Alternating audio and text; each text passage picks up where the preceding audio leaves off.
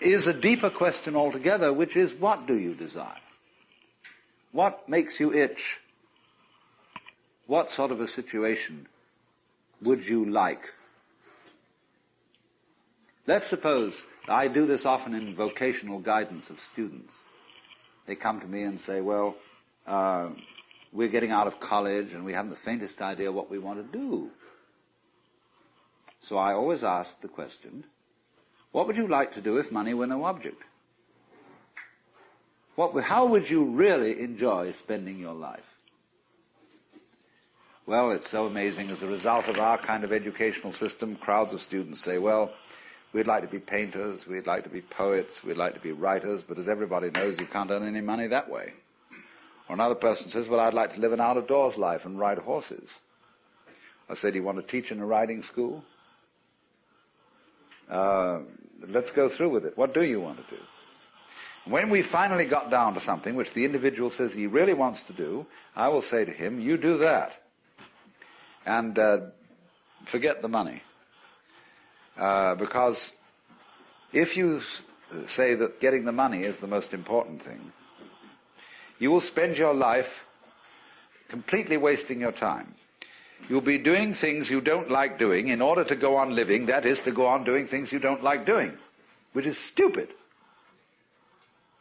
Better to have a short life that is full of what you like doing than a long life spent in a miserable way. And after all, if you do really like what you're doing, it doesn't matter what it is, you can eventually you could eventually become a master of it. It's the only way to become a master of something, to be really with it. And then you'll be able to get a good fee for whatever it is. So don't worry too much. Somebody's interested in everything. And anything you can be interested in, you'll find others who are. But it's absolutely stupid to spend your time doing things you don't like in order to go on spending things you don't like, doing things you don't like, and to teach your children to follow in the same track. See, what we're doing is we're bringing up children and educating them to live the same sort of lives we're living, in order that they may justify themselves and find satisfaction in life by bringing up their children, to bring up their children to do the same thing, so it's all retch and no vomit. It never gets there. And so, therefore, it's so important to consider this question, what do I desire? Well, when we answer that question in a naive way, we figure out that we want to desire, what we want is to control everything. To create girls that don't grow old, apples that don't rot, clothes that never wear out, conveyances that get from one place to another instantly so we don't have to wait, power available to do anything that you could conceive and do it just instantly like that. To get this funny technological omnipotence.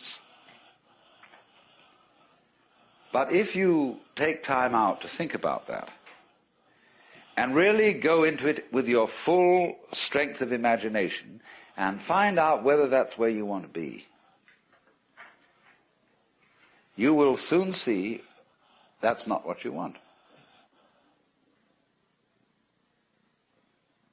Because the moment you have a situation where you are really in control of things, that is to say, in which the future is almost completely predictable, you will see, as I said last night, that a completely predictable future is already the past. You've had it. And that's not what you wanted. You want a surprise. And you don't know what that's going to be, because obviously it wouldn't be a surprise if you did. You want a pleasant surprise. But like you say, what sort of a surprise would be pleasant? And you can't really answer that. Because you know, if there are to be such things as pleasant surprises, there must also be unpleasant surprises. There must be rude shocks.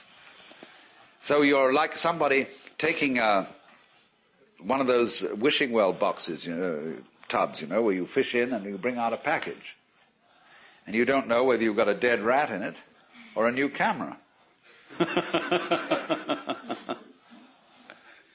And that's the way, that seems to be the thing that really excites people.